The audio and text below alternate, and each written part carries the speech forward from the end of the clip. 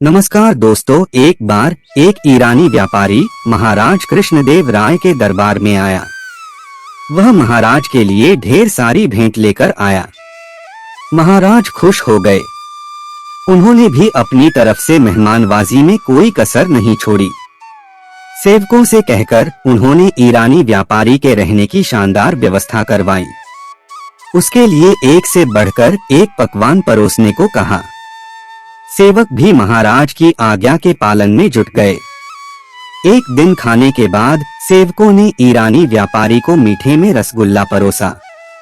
रसगुल्ला देखकर व्यापारी ने सेवकों से पूछा कि क्या वे उसे रसगुल्ले की जड़ के बारे में बता सकते हैं। सेवक सोच में पड़ गए। वे रसोइये के पास गए और उससे ईरानी व्यापारी का प्रश्न बताते हुए उत्तर पूछा।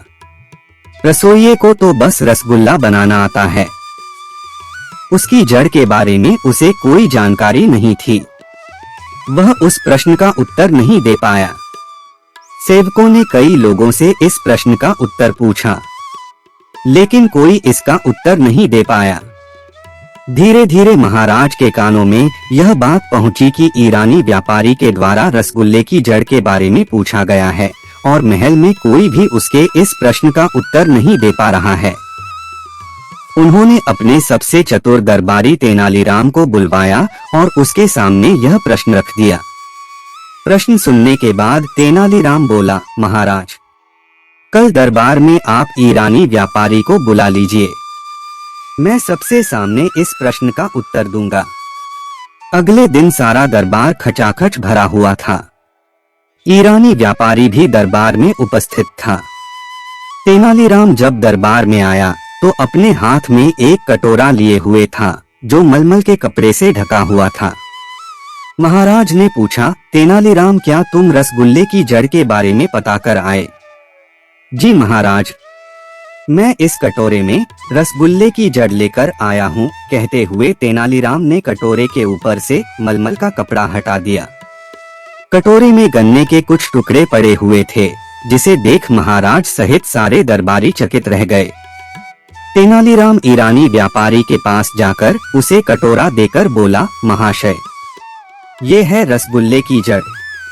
महाराज की समझ से अब भी सब बाहर था। उन्होंने तेनालीराम से पूछा, तेनालीराम, ये सब क्या है?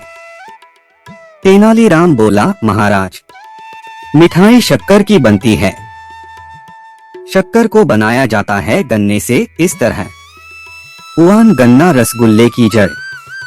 यह उत्तर सुनकर महाराज ने हंसते हुए ईरानी व्यापारी की ओर देखा। वह भी तेनालीराम के उत्तर से संतुष्ट हो चुका था। दोस्तों, कमेंट करके बताएं कि आपको हमारी यह कहानी कैसी लगी।